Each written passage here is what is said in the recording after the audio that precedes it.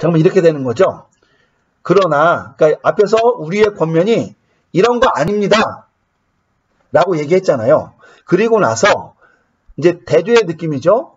이제 그런 것이 아니고 사실 우리는 이렇게 이야기합니다라는 거죠. 어떻게 해요? 우리가 하나님에 의해서 검증을 받아와서 복음을 위탁받았던 것처럼 이렇게 우리가 랄루멘, 자 랄루멘은 여러 번 나왔던 단어죠. 랄레오 동사의 현재 능동태 지서법 복수 1인칭인데 이야기하다니까 우리가 말을 합니다 라고 하는 거죠. 자 그럼 여러분 이렇게 말하는 건 뭐예요? A, B들을 얘기하는 것이 아니라 자신들의 어떤 그 복음을 전하고 가르쳤던 그런 이야기들이 있잖아요. 이 데살로니가 전서 전체를 얘기하는 걸 수도 있고 그 전에 이야기했던 모든 이야기 방식들을 다 말하는 겁니다. 그런데 여러분 여기서 우리말은 말함이라고 번역했지만 요 랄루멘, 요 랄레오 동사는 우리 앞서서도 이미 앞선 구절을 살펴봤는데요. 앞선 단락 단지 그냥 이야기하거나 말하는 것이 아니라 무슨 뉘앙스가 있다 그랬어요. 그쵸? 가르침을 주고 설득하고 해설해서 복음으로 이끄는. 그래서 우리말 성경에서는 1절, 2절에서는 뭐라고 번역했다 이것을? 전하다, 뭐 선포하다의 뉘앙스로 이제 번역을 했다 그랬잖아요. 물론 저는 이제 그 번역이 나쁘진 않지만 저는 오히려 강해했다, 뭐 자세한 설명을 주었다 라고 이제 번역하는 것이 좋다고 제안을 했었는데 앞선 단락에서 사실은 여기서는 뭘 얘기하는 건 우리가 이렇기 때문에 이런 것처럼 그러니까 말씀을 맡은 자로서 이런 식으로만 이야기를 했다라는 거예요. 그러니까 많은 말을 설명하고 설득하고 고난 가운데 있었지만 끝까지 담대하게 이야기하고 설명하고 했다라는 거죠. 자, 그런데 이렇게 이야기한 것이 어떤 것 때문에 그런 거냐? 바로 2절과 F절에 나오는 단어로 이 문장으로 설명이 되는데요. 이 경우에는 정말 우크 알라가 등장합니다. 이것이 아니라 이것이에요. 자, 그리고 나서 또 뒤에 뭐가 나왔냐면 호스가 나왔는데요. 자, 여러분, 호스라는 이 단어는 이제 뭐뭐로서 이렇게 이제 쉽게 말하면 신분을 나타낼 수도 있고요. 뭐 수사랑 쓰이면은 뭐 대략이라는 말도 쓸 수 있고요. 종종 분사랑 사용이 되면요. 요것이 특별한 의미를 갖는다고 보는 경우도 있는데요. 이 호스가 간혹 뭐 부정사나 뭐 정말 간혹은 분사랑 함께 사용돼서 뭐 목적을 나타내거나 뭐 이런 경우가 있습니다. 물론 여기서는 이제 뭐 분사랑 뭐 사용돼서 이것을 어떻게 처리를 해야 될지는 정확히는 알 수가 없습니다만 이 경우에는 뭐 이 호스가 이 분사를 가지고 이제 어떤 자격을 나타내는 것처럼 이제 보일 수가 있을 것 같아요. 그래서 그렇게 한번 해석을 해보겠습니다. 자, 어쨌든 한번 볼게요. 우크 아니올시라. 뭐가 아니냐? 호스가 아니올시다는 겁니다. 그러니까 우리가 이같이 얘기하는데 이렇게는 아니라는 거죠. 뭐냐면 안트로포이스. 자, 안트로포이스는 사람들에게 라고 얘기를 했죠. 사람들에게. 자, 문자적으로는 그렇습니다. 근데 뒤에 보니까 뭐가 나왔냐면 아레스꼰테스 이런 단어가 나왔어요. 여러분 이 단어는 있잖아요. 아레스꼬 동사의 현재 능동태 분사 남성 복수 주격 형태인데요. 얘는 즐겁게 하다, 받을만하다 이런 뉘앙스의 단어입니다. 그러니까 얘는 뭐 기쁘게 만들 뭐 이런 뜻이라고 보시면 되겠어요. 근데 얘가 어쨌든 남성 복수 주격이니까 성수격이 일치하는 명사랑 써야 될 거 아니에요. 그죠? 그러니까 문맥을 살펴보니까 여기 우리가 있죠. 이렇게 연결이 되는 겁니다. 그럼 이렇게 되겠습니다. 성수격이 일치하는 명사가 있고, 그죠? 이 분사 앞에는 관사가 없으니까 부사조용법이 돼서 얘가 의미상의 주어가 되죠. 우리가, 그리고 이제 이 단어는 여기 보니까 역격과 함께 사용되잖아요. 그러니까 우리가 사람들을 기쁘게 하기 위한 것이 아니라 이렇게 해석이 가능하겠죠. 그런데 사실은 호스가 분사랑 쓰여서 목적을 나타낸다라고 이렇게 단정하기가 좀 어려운 부분이 있어요. 우리 성경에는 사람을 기쁘게 하려 함이 아니요라고 해서 이제 목적의 뉘앙스로 좀 번역을 했거든요. 근데 이것이 이제 문법적으로나 구문적으로 확인이 되기가 좀 어려운 표현이에요. 그래서 저는 요거를 그냥 관사가 없잖아요. 없지만 이것을 그냥 독립동용법으로 보는 것이 어떨까라고 생각을 해봅니다. 그럼 어떻게 되겠습니까? 우리가 사람을, 여러분 이걸 을로 해석한 이유는 이게 역격형 목적어로 취하기 때문입니다. 사람을 기쁘게 하는 자들로서, 그죠? 가 아니라 무엇으로? 알라.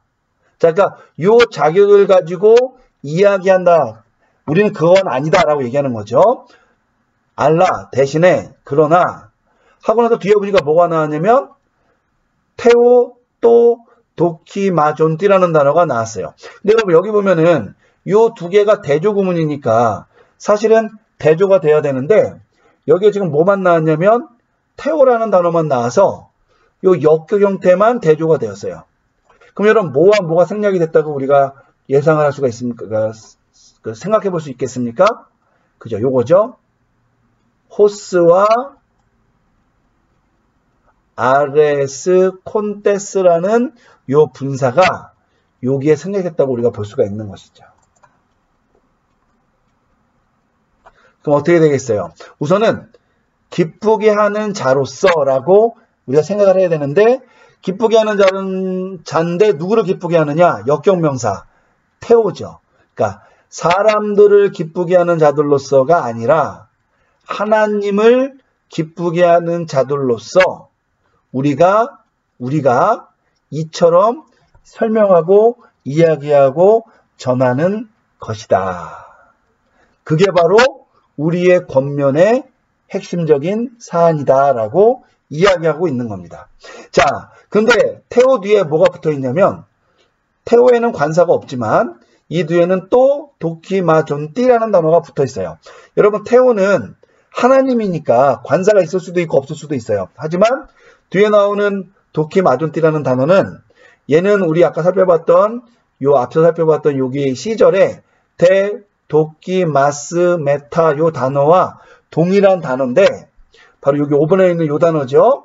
요 단어의 현재 능동태 분사 남성나수 역격형인데 여기에 관사를 붙인 이유는 이 분사가 부사적으로 해석되는 것이 아니라 명사적으로 해석될 것이다 라는 것을 지시하는 거죠. 그래서 하나님이 어떤 분인가를 이제 쉽게 말하면 설명해 주는 거라고 볼 수 있겠습니다. 그러니까 관계대명사로도 표현할 수 있는 것인데 이거를 이제 분사로 표현한 것이죠. 그러면 이거는 뭐냐면 검증하다는 거니까 하나님인데 하나님은 어떤 분이시냐? 검증하시는 분으로서의 하나님을 우리가 기쁘게 하는 자로서 이렇게 이야기한다는 겁니다. 자, 무엇을 검증하느냐? 따스 까르디아스. 따스는 여성 단수 대격 관사고요. 까르디아스는 단어장 10번에 봤더니 까르디아라는 명사, 마음이라는 의미죠. 이 명사의 여성 단수 대격, 여성 복수 대격 형태죠. 그래서 이제 자, 요 관사도 여성 복수 대격 형태고요. 요 관사도 여성 복수 대격 형태가 돼서 여기다 써보겠습니다. 요 도끼마존띠라는 요 분사의 목적어가 되죠. 자, 그러면 누구의 마음들이냐? 해몬. 우리의 마음들을 감찰하시는 분이신 하나님을 기쁘게 하는 자들로서 우리가 이렇게 이야기하고 있는 것이다 하는 거죠. 근데 한 가지 전제가 있죠. 그게 뭐예요?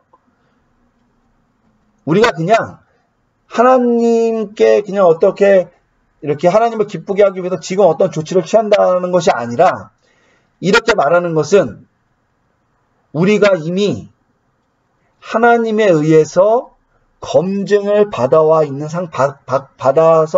있는 상태이고 그래서 복음을 위탁받은 이런 상태로 있잖아요. 이런 것처럼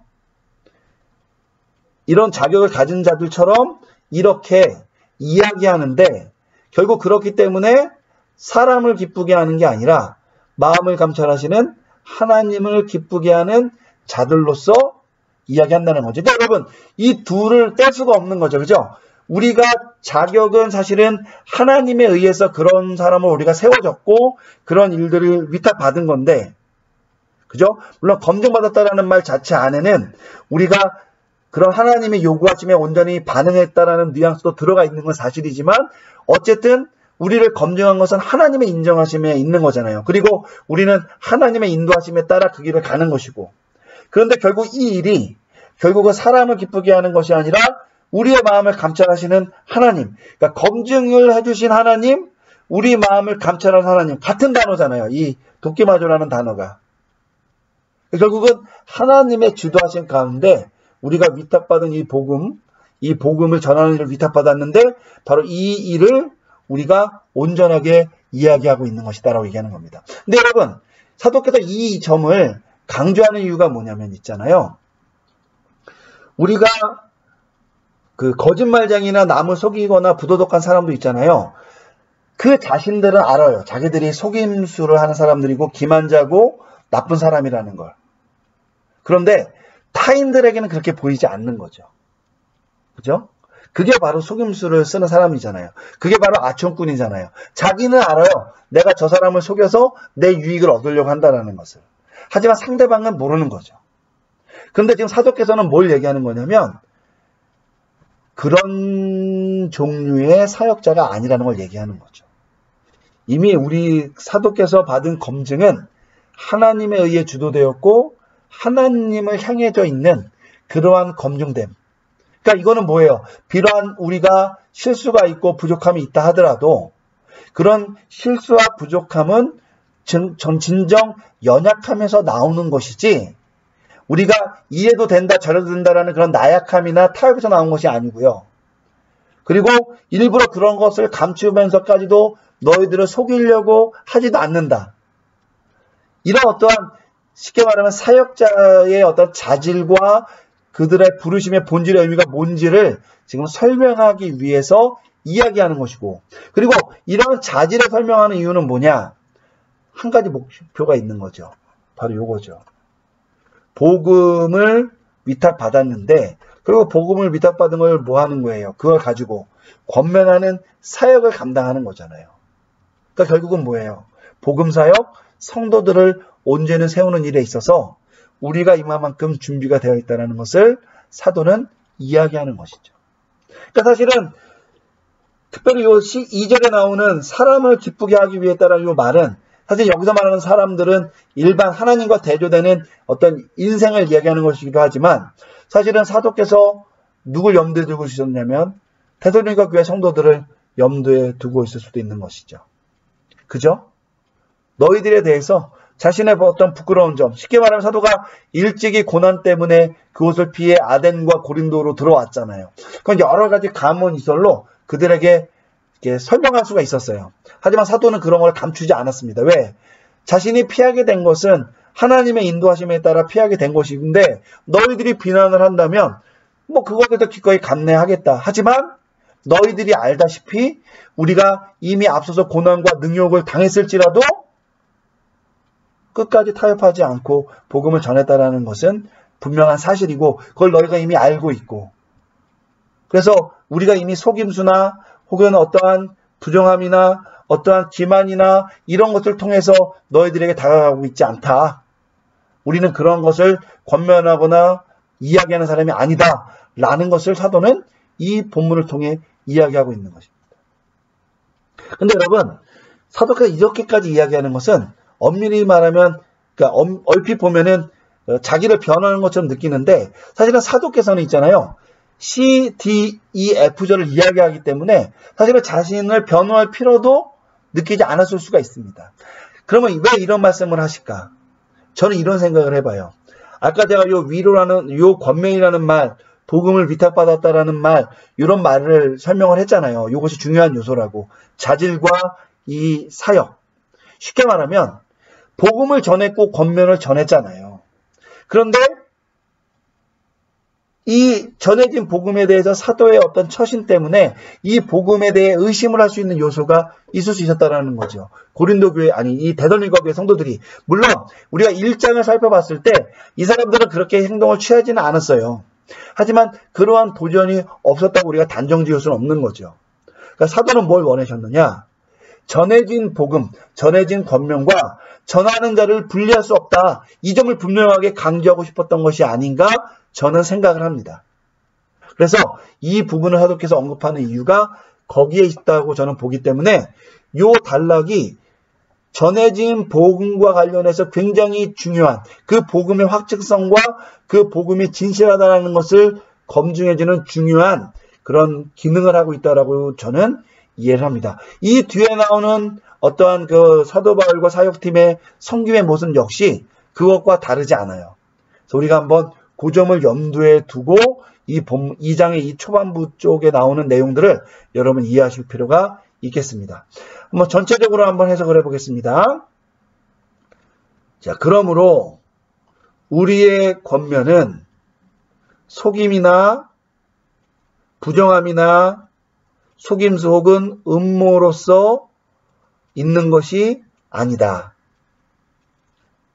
그러나 혹은 대신에 우리가 하나님에 의해 검증되었고 그 결과 복음을 위탁받은 것처럼, 그러한 자격이 있는 자들로서 혹은 그런 것처럼 우리는 이렇게 이야기하고 있는 것이다.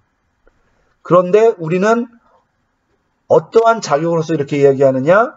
사람을 기쁘게 하는 자들로서가 아니라 우리의 마음들을 감찰하시는 하나님을 기쁘게 하는 자들로서 이렇게 이야기하고 있는 것이다 해석됩니다. 여러분, 이러한 설명들을 제가 조금 이렇게 말로 하다 보니까 여러분이 포인트를 잡기 어려울 수가 있는데요. 이런 부분들을 제가 여기다가 따로 이렇게 설명을 해 놓았습니다. 그리고 이 감찰안이라는 말, 이 표현이 우리 여기 C절에 나오는 우리 한글성경으로는 뭐죠? 옳게 여부심을 입어라는 이 표현과 같다. 그래서 그러니까 옳게 여김을 받게 하신 주체나 우리를 실제로 감찰하는 분이 같다. 아까 제가 설명을 드렸죠. 이런 것들이 쉽게 말하면은 사도의식 속에 오직 하나님이 이끄신다라는 그 주도사상, 하나님 주도사상이 들어있는, 오직 하나님을 의지해야 된다는 것, 하나님 앞에 온전히 서야 된다라는 이런 의식이 강하게 있었다라는 것을 반영해 주기도 한다라는 것, 여러분 거기까지 체크를 하시면 도움이 되시리라고 생각합니다.